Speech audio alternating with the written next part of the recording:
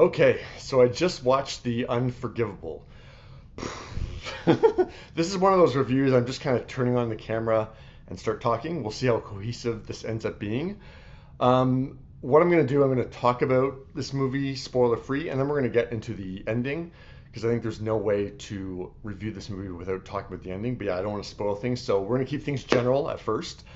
If you remember the reaction that you had to the trailer that I just saw, like, I mean, 6 million people have watched that on YouTube, another 6 million people have watched that on Twitter, so a lot of people watched that trailer. My reaction to it was, whew, wow. And that is the experience that you have watching this movie. Sandra Bullock is incredible in this, and it's very cool to see a star take this kind of role. Sandra Bullock doesn't have to take this kind of role at this point.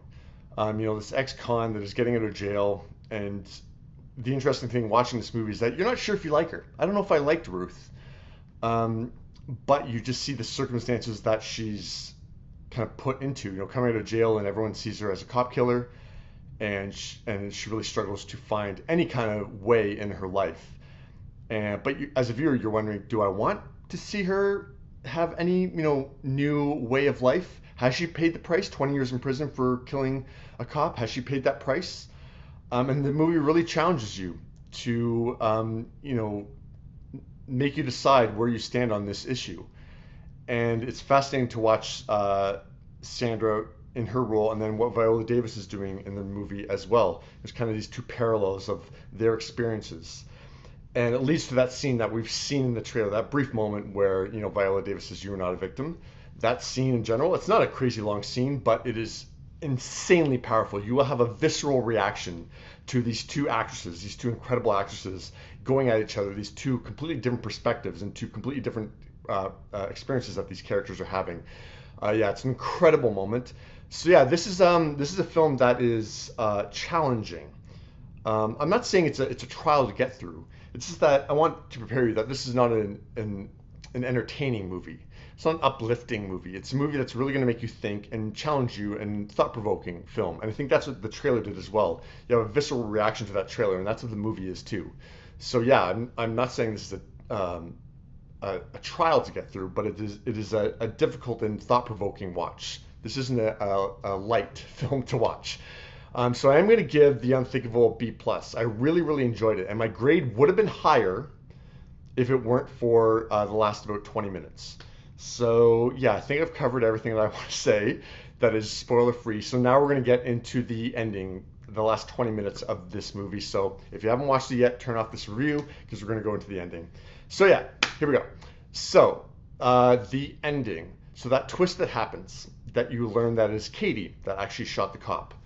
I thought, wow, what a twist.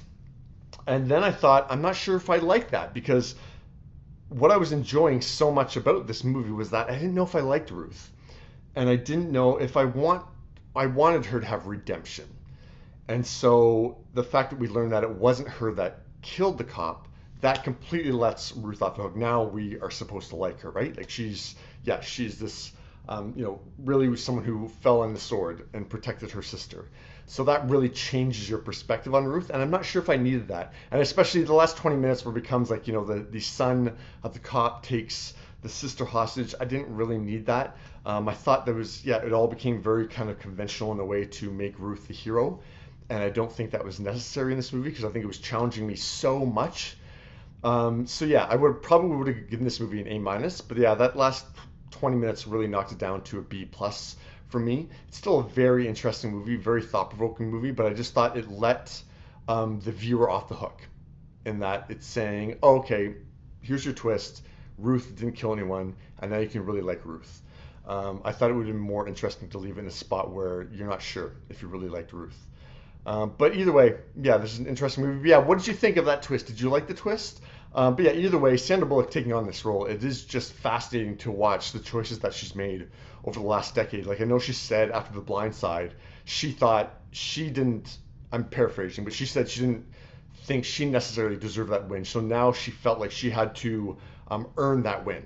In her future projects, she had to show why she should be an Oscar winner, even though she thought she shouldn't have won for The Blind Side. I disagree on if she should have won for The Blind Side. I think she should have. But yeah, it's interesting what she's done with her career because literally she is the biggest female movie star of the last 25 years, and she's still taking these kind of roles that are really challenging herself. Like she's taking more challenging roles now than she did in like the late 90s. So yeah, it's a fascinating role for Sandra, and she really, really goes all in with this. So I'm giving the Unforgivable a B plus. But yeah, I'm interested to hear your thoughts as well. There, that was pretty cohesive, right?